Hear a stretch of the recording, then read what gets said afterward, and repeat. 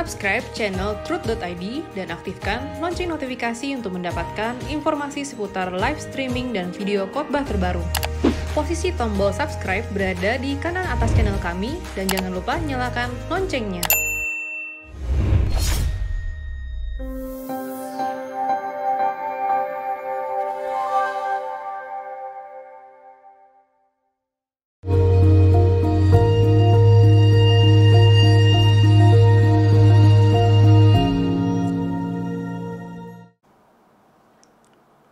Shalom saudara, salam sejahtera dalam kasih Tuhan kita Yesus Kristus.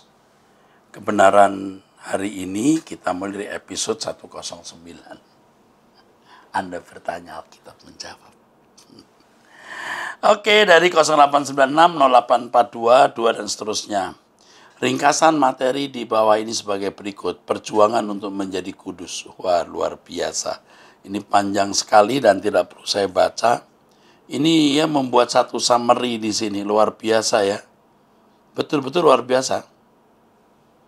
Ia mendapatkan ini dari materi ini dapat dari aktivis MAG. Materi ini saya kurang paham, dapatkan menjabarkan konten materi di atas dalam bahasa yang lebih sederhana supaya mudah dipahami atau mau dikoreksi konten tersebut. Terima kasih atas responsifnya.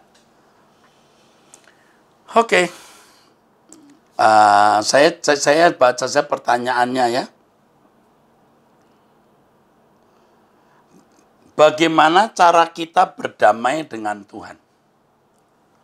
Kita harus melihat perdamaian itu dari dua sisi. Sisi pertama atau dimensi pertama atau aspek pertama, aspek dari Allah, di mana Allah menyediakan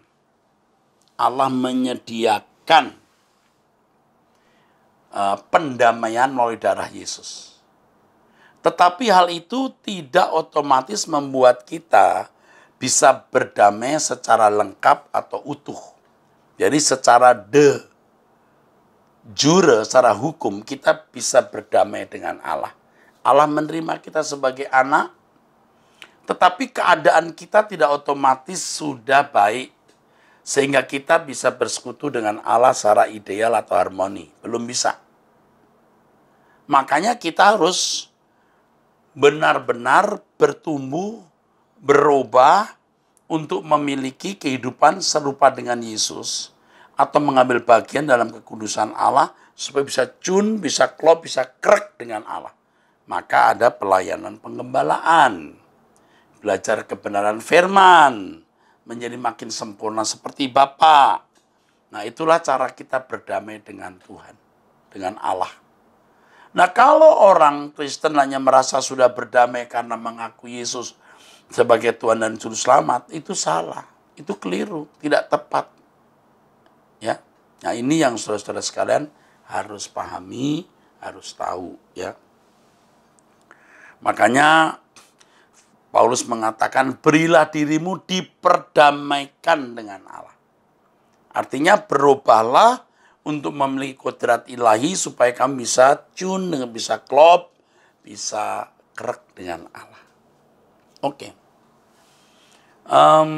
Sama seperti Tuhan memberikan kerajaan surga itu gratis. Tapi kita tidak bisa masuk kerajaan itu kalau karakter kita buruk. Ilustrasi yang lebih mudah adalah Tuhan kasih kita mobil bagus, mobil mewah yang kita tidak bisa beli. Oh, itu cuma-cuma. Tapi kita harus belajar mengendarai mobil itu. Nah, itu maksudnya. Oke. Dalam hal berkemas-kemas, apa yang harus dilakukan? 2. 1, jangan bisa dibahagiakan lagi oleh dunia ini. Yang kedua, hidup suci, tidak bercacat, tidak bercela. Terus terang, saya seperti dapat firasat, waktuku sudah singkat, dan saya diingatkan supaya bersiap-siap. Rapi. Terus terang saya belum siap dan banyak hal yang kerjakan kurang berkenan dan mau bertobat dan kembali ke jalan yang benar. Seringkali mau berdoa tapi tidak bisa berdoa yang lama, cuma singkat-singkat aja. Ya, singkat nggak apa-apa tapi berdoa dulu ya. Supaya bisa lama maka sediakan waktu secara khusus dan memiliki agenda dalam doa apa yang kita mau katakan. 5 menit menyembah Tuhan, 5 menit minta ampun, sekian menit menyembah Tuhan, lalu doa untuk orang lain, ada agenda, maka 30 menit itu saya kira cukup bisa. Dan kalau saudara mau belajar ya, mempengaruhi secara psikologi, sediakan waktu, pakai pakaian yang rapi, sediakan tisu, musik, nah itu Anda akan lebih secara psikologi dalam satu cengkeraman suasana kita menghadap Allah. Ya. Anda bersiap-siap, puji Tuhan, saya juga bersiap-siap bro. 0852 7077 9 dan seterusnya, wanita usia 37 tahun. Salam Pak Erastus, puji Tuhan, bisa ikutan acara Anda bertanya, Alkitab menjawab. Dari beberapa kisah yang saya dengar di acara ini, ada kisah yang hampir mirip dengan yang dulu saya alami. Saya wanita usia 37 tahun dan dulu sempat melayani di gereja di Medan bersama calon suami. Setelah menikah malah kami tidak melayani lagi dan terlebih lagi sudah jarang ke gereja. Saya dan suami pacaran 7 tahun, menikah hanya seumur jagung. Kesalahan memilih pasangan hidup ternyata sangat fatal akibatnya. Setelah menikah, saya dilarang bicara sama laki-laki kecuali orang tua dan adik. Sering dituduh berselingkuh ketika saya kerja dulu. Latar belakang suami pernah trauma dengan mantan pacar yang dulu berselingkuh. Akibatnya, saya terpaksa berhenti dari kerjaan, menganggur selama 2 tahun. Di rumah saja dan tidak diizinkan keluar rumah. HP saya diambil alih sama dia. Hampir hidup tersiksa banget, Pak. Yang lebih sedih, saya tidak dibolehkan ke gereja sendiri jika dia tidak mau ke gereja. Di awal pernikahan kami sudah jarang ke gereja. Katanya orang gereja tidak ada yang benar. Ini sakit nih. Akhirnya saya pasrah dan hanya mengikuti khotbah di live channel. Pertama kali kenal Pak Eras waktu nonton acara khotbah setiap hari Kamis malam jam 10. Awalnya saya tidak nyambung dengan khotbah Bapak karena yang diajarkan gereja lama sangat berbeda gerejanya itu. Juga karismatik atau Pentakosta ini. Aliran karismatik lah, aliran Pentakosta. Setelah mengikuti beberapa minggu, saya mulai pelan-pelan mengerti.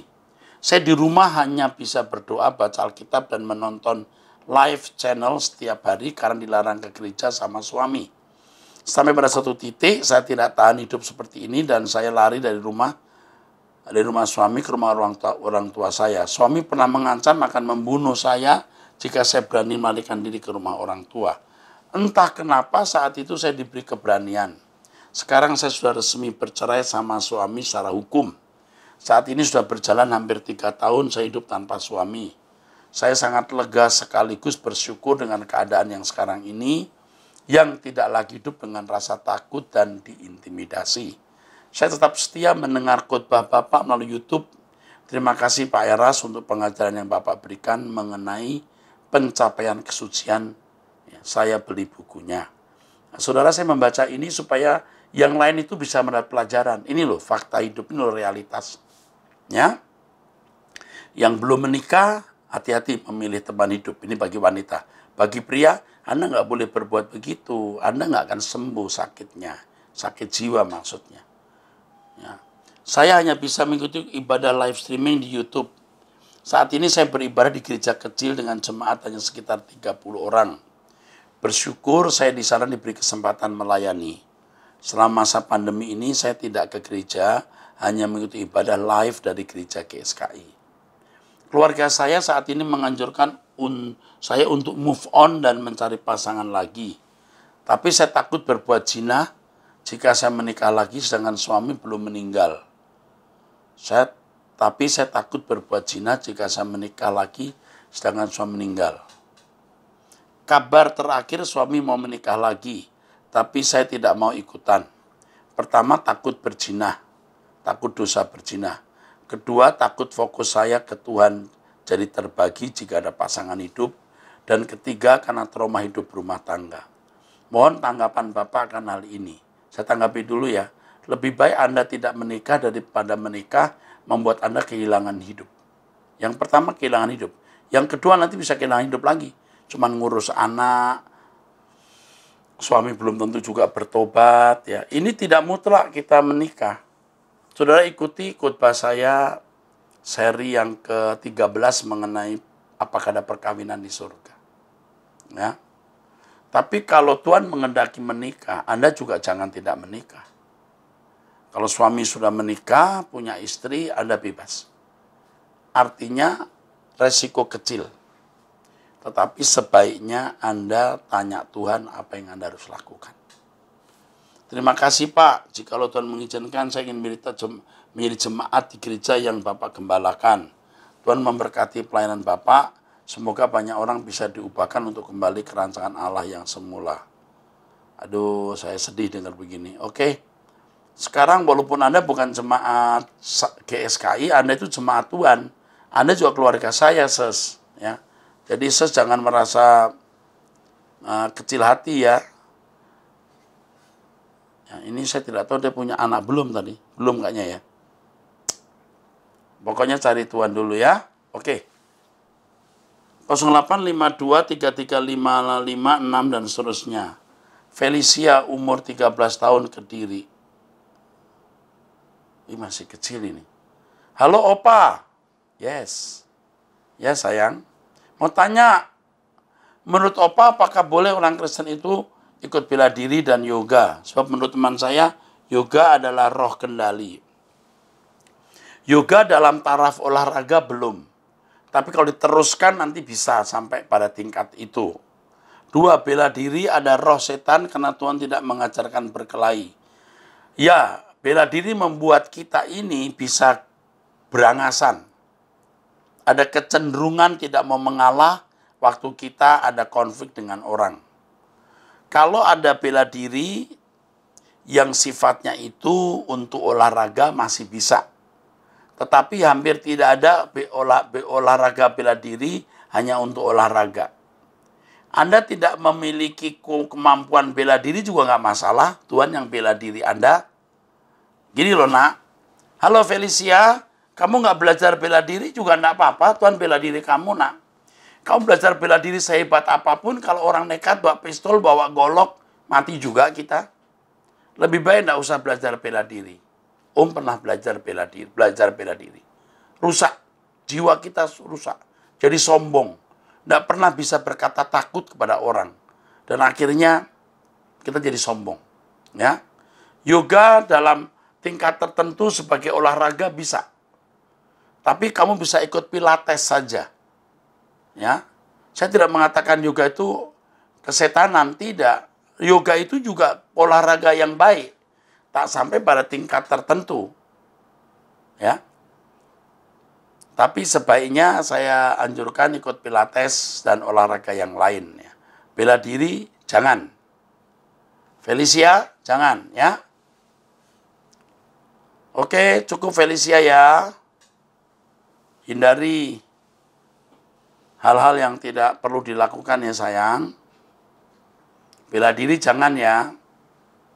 Olahraga, yoga boleh untuk hal-hal tertentu saja. Lebih baik ikut pilates. Oke. Terima kasih.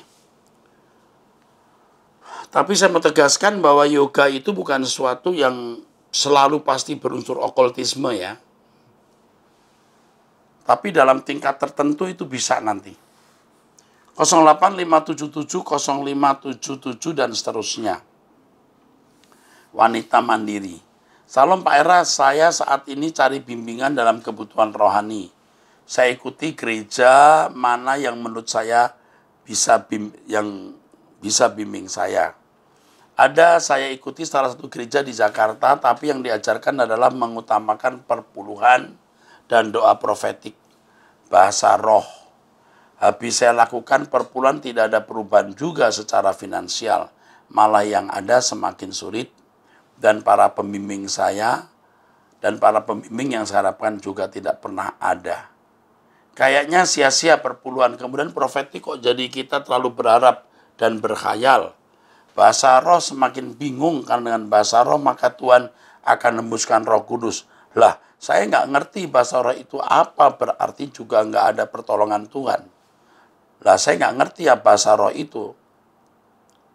Apa berarti juga nggak ada pertolongan Tuhan di diri saya? Thanks, salam. Kepada penanya ya 0857705777, saya bisa jadi mentor Anda melalui YouTube. Anda ikuti terus khotbah saya. Anda pasti orang cerdas ini. Anda pasti orang cerdas. Ikuti khotbah YouTube saya, nanti Anda akan bisa mendapatkan bimbingan dari Roh Kudus sendiri. Jangan harap manusia. Yang Anda sebutkan ini pasti gereja yang tidak benar. Yang ngomongnya duit aja, perpuluhan, berkat jasmani, profetik, tidak benar. Tidak membawa pada perubahan karakter. Oke. 08510074 dan seterusnya dari Jember. Salam Pak Eras, terima kasih Pak untuk jawaban Pak Eras kemarin. Sekarang saya ingin menceritakan pengalaman saya pada waktu tidur siang. Saya tidak bermimpi apa-apa Pak, tapi waktu terbangun ada sesuatu besar dalam jiwa saya yang hilang, rasa kosong, seperti baru bangun tanpa masa lalu dan masa depan. Rasa tidak berpengharapan, sepertinya roh Allah baru keluar dari tubuh saya. Apakah ini yang dimaksud dengan terpisah dari hadirat Allah selama-lamanya? Rasa hampa seperti kecewa tiada akhir, hingga saya butuh beberapa jam untuk kembali ke kehidupan normal, untuk menyadarkan roh saya masih ada. Rasa itu begitu pedih dan dalam, Pak. Saya share ini mungkin bisa memperingatkan betapa mengerikannya terpisah dari hadirat Allah itu, Pak. Terima kasih, Pak. Mohon pencerahannya. Begitu Anda tadi mengucapkan, saya pernah mengalami mirip. Kosong, hampa, ngeri, takut, gentar. Dan itu memberikan inspirasi betapa mengerikannya terpisah dari Allah. Saya baca Anda mengatakan ini. Itu bagus. Anda orang yang terpilih untuk menjadi kekasih Tuhan. Paling mengerikan orang yang terpisah dari Allah. Kalau pengalaman nyata yang saya alami, saya dibawa ombak dan saya sudah tidak punya harapan hidup. Dan itu saya tahu perasaan dibawa ombak ke dalam laut itu bagaimana. Itu juga memberikan saya inspirasi betapa mengerikan kalau orang terpisah dari Allah. Puji Tuhan saya sempat diselamatkan. Dan itu memberikan saya kesan yang sangat mendalam. Maka hari ini saya bisa berkata, Tuhan tolong pegang tanganku. Puji Tuhan. Ya, terima kasih untuk kesaksiannya yang memberkati kita semua. Umur 39 tahun wanita, 0813-845-04 dan seterusnya. Salam Pak Eras, saya wanita umur 39 tahun dan banyak hal yang saya ingin minta pendapat Pak Eras mengenai hal yang sedang saya alami. Tapi jika tidak dapat semuanya, saya tanyakan, saya sambung di lain kesempatan ya Pak. Baik, Ses. Begini Pak, saya dulu menikah dengan orang yang beda agama. Semua itu sejujurnya didasari oleh iman saya yang masih sangat lemah, ditambah dengan kekecewaan dan kepahitan yang mendalam dengan keadaan keluarga yang broken home. Saya menikah hampir 9 tahun dan diberi 2 anak yang sekarang usianya 14 tahun dan 10 tahun. Anak pertama saya sampai diberi nama agama ya. Nama agama oleh papanya, bukan agama Kristen. Dan saya menurut saja waktu itu, tapi ketika usia pernikahan saya masuki 5 tahun, saya gelisah luar biasa karena sudah jauh meninggalkan Tuhan dan hati saya sangat hancur rasanya dan saya pun kembali ke Tuhan Yesus. Tidak sampai di situ, suami dan keluarga besarnya tidak bisa terima kepercayaan saya dan mereka pun berusaha keras untuk membawa anak-anak saya ikut agama mereka. Saya tidak sanggup dengan keadaan seperti itu, Pak. Saya nggak bisa lihat anak-anak saya mengikuti ajaran agama mereka. Sampai akhirnya saya ambil keputusan untuk tinggalkan dia dan bawa anak-anak saya tanpa putusan resmi, tanpa surat pisah secara sah, karena sampai sekarang saya juga tidak mau lagi keberadaannya. Tidak tahu lagi keberadaan pria itu. Saya ingin sekali mengurus surat-surat itu untuk di kemudian hari jika ada hal administrasi yang harus menyertakan surat putusan cerai itu. Tapi dikarenakan keuangan saya yang tidak memungkinkan sampai sekarang saya belum dapat mengurusnya. Pertanyaan saya, apakah saya harus melakukan gugatan sedangkan saya sudah lost kontak dengan mantan suami dan tidak tahu keberadaannya di mana? Untuk anak-anak saya, apakah mereka dan saya perlu doakan pelepasan atas apa yang pernah terjadi di masa lalu, karena perlu Pak Eras tahu keluarga mereka sangat-sangat fanatik dan anak-anak saya pernah didoakan dengan ritual agama mereka. Saya selalu merasa bersalah atas semua itu Pak, dan selalu bertanya-tanya apakah Tuhan sudah mengampuni saya. Sudah, jangan mikir itu. Tuhan sudah mengampuni, jangan terintimidasi. Anak saya yang paling besar juga merasa terbebani karena nama ininya agama lama, dia malu katanya. Saya sangat bingung apa yang harus saya lakukan. Sekarang mohon pencerahannya Pak Eras. Terima kasih Pak, sehat selalu, Tuhan memberkati. Setahu saya ini bisa didaftarkan untuk perceraian. Nanti suami dicari alamatnya, dikirim dalam beberapa kali pengiriman, dan lain seterusnya, pengadilan akan pasti bisa membantu. Saya tidak tahu Anda ini di gereja mana. Kalau Anda di satu gereja yang gembalanya punya pengacara, pengacaranya mesti membantu gratis. Harus membantu. Anda susah tidak bisa tidak bisa menyelesaikan dengan keadaan finansial Anda yang lemah, gereja harus membantu. Saya tidak tahu Anda di mana, Anda di gereja mana. Mesti gereja harus bisa membantu. Harus. Mesti. Yang kedua, nama anak Anda bisa diganti lewat ganti nama. Nggak apa-apa, ganti nama. Ya, ganti nama saja. Nanti bisa diurus. Itu juga pengacara bisa urus. Itu bukan masalah sulit. Ya, ganti nama saja. Baptis, ganti nama. Oke? Mungkin perlu bimbingan ini ya. Perlu bimbingan ya. Perlu perlindungan ya. Maka saya kadang-kadang tuh kesel gitu, marah gitu. Kalau lihat gereja punya jemaat seperti ini lalu dibiarkan. Kalau kolektor terima, perpuluhan terima, begitu jemaat mengalami begini tutup mata. Ini mah apa jadi kesel saya dengarnya. Jahat ya orang. Ya, tidak pedulikan sesamanya. Ya kita tidak bisa menolong semua orang. Tentu saya sebagai gembala GSKI Rehoboth ya tidak bisa bantu semua orang. Tetapi kalau jemaat itu memang jemaat GSKI Rehoboth dan terdaftar ya seluruh kekuatan yang ada di jemaat Rehoboth GSKI harus dipertaruhkan. Ya. Istri yang dipukuli suami, diseksa, istri sudah tidak punya famili, tidak punya keluarga. Nah itu gembala sidang atau pendeta harus tampil sebagai orang tua. Orang tua yang ngajarin, serahkan nyawa untuk saudara, ya kan? Nah ini tolong nih wanita ini, kasihan ini ya. Nanti konser wanita akan bisa menghubungi dan mengajak bicara. 0813 15 976 sekian. Salam Pak Eras, semoga Bapak sehat-sehat selalu. Amin. Amin deh, bilang amin juga dia. Aku juga bilang amin deh. Sekalipun saya bukan jemaat GSKI, tapi Bapak sudah saya anggap sebagai mentor atau Bapak Roni saya. Terima kasih. Anda pun saya terima sebagai saudara abadi saya.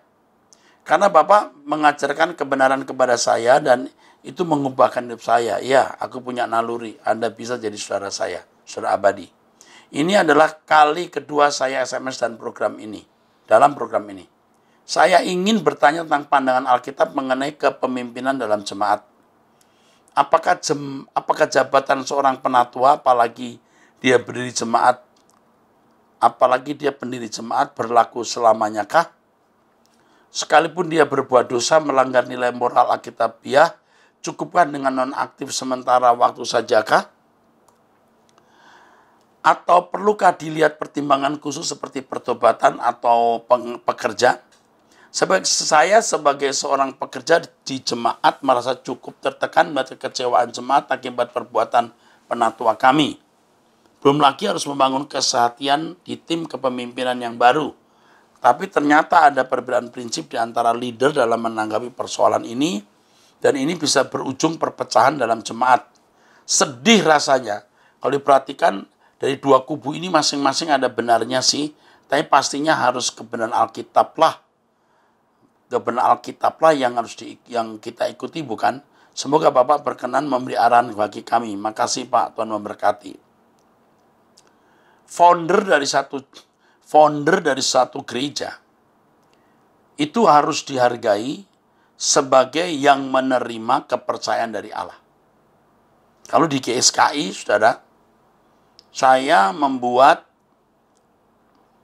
anggaran rumah tangga bahwa ketua sinode GSKI tidak bisa diganti sampai dia menyerahkannya kepada yang dipercayai. Sebab pemerintahan gereja itu pemerintahan teokrasi, bukan demokrasi. Dan selanjutnya nanti saya akan menyarankan atau membuat anggaran dasar rumah tangga bahwa yang memimpin itu adalah seorang yang bukan dipilih oleh jemaat, tapi BPP yang harus berunding kalau saya meninggal dunia. Tapi sebelum meninggal dunia, saya akan memberikan surat wasiat. Orang-orang yang sudah mewarisi kebenaran saya yang saya percayai. Saya sudah buat surat wasiat sebenarnya.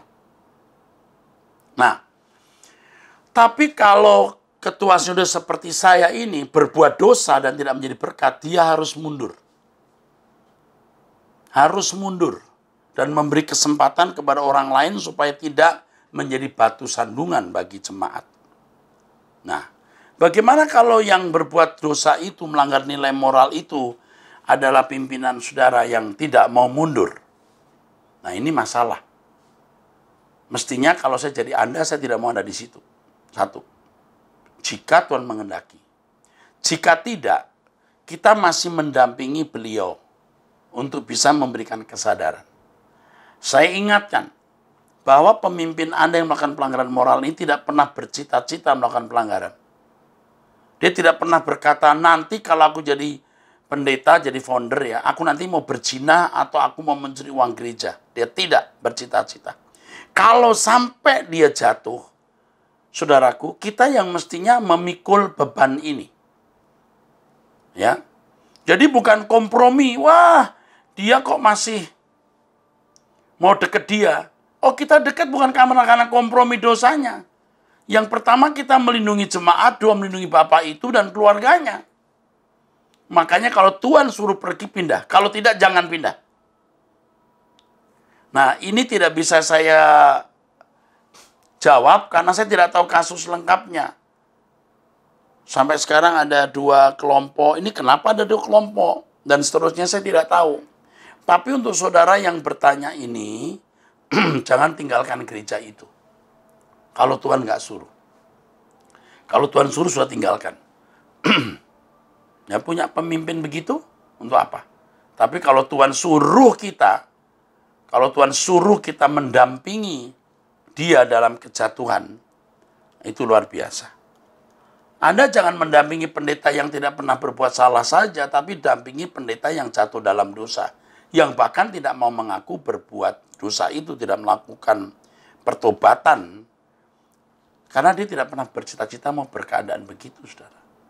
Ya, saya harap saudara-saudara bisa, saudara ini ya, bisa mampu mendampingi pendeta yang jatuh, yang tidak mau bertobat. Melindungi jemaat, melindungi dia dan keluarganya, bukan kompromi. Ya, ngerti ya saudara? Paham ya? Oke. Saya kira saya akan jawab lagi nomor berikutnya ini.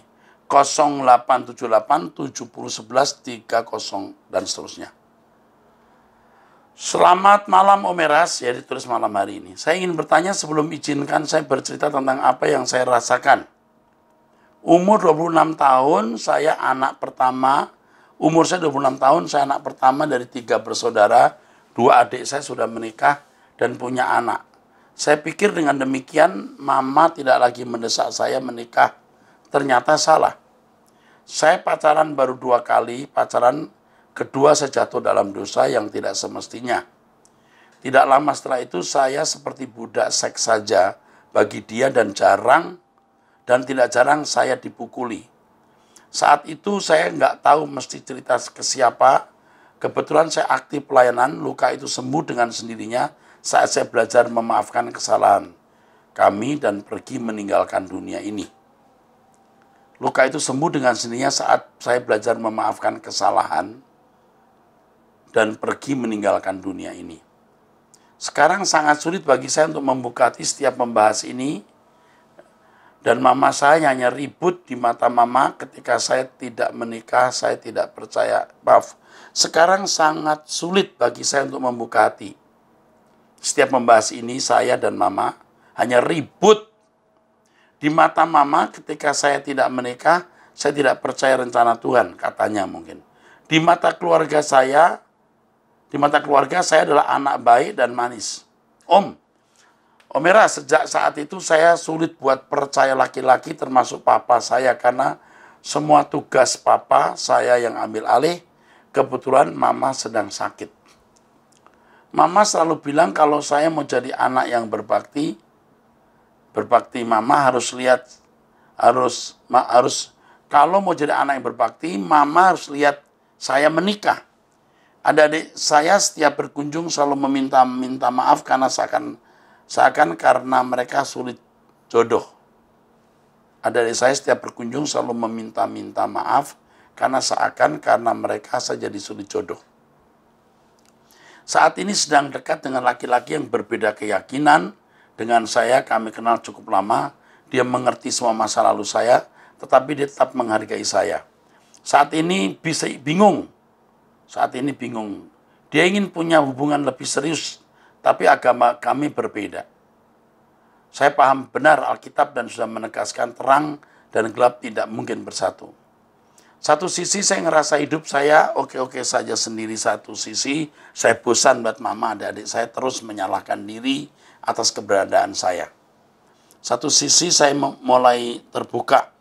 Menurut Om Eras bagaimana saya harus menyikapi ini? Makasih Om Eras, terima kasih dan berkati. Ini juga harus dikonseling ini. Oke ya, saya jawab ya. Hidupmu tidak boleh diatur mama atau adik. Hidupmu harus diatur oleh Tuhan. Ini ketemu orang yang beda agama itu 100% no. Tidak boleh. Lebih baik tidak menikah. Daripada kamu menikah, kamu akan sengsara. Masa lalu yang buruk lupakan, itu mimpi buruk. Jangan menikah dengan pria yang tadi kau jadi budak seks dan kamu dipukuli. Pasti itu orang rusak. Dan tidak membahagiakan. Yang kedua, beda kepercayaan itu 100% no. Ya, lebih baik tidak menikah. Jangan terintimidasi oleh mama dan adik. Kalau nanti kamu menderita, memang mereka mau memikul penderitaanmu. Kalau kamu masuk neraka, emangnya mereka bisa pikul? Kan nggak bisa. Oke? Jangan. Dan jangan merasa tidak berbakti kepada orang tua hanya karena Anda tidak menikah. Berbakti kepada orang tua itu tidak harus mesti menikah. Itu juga konsep yang sesat dari pikiran orang tua.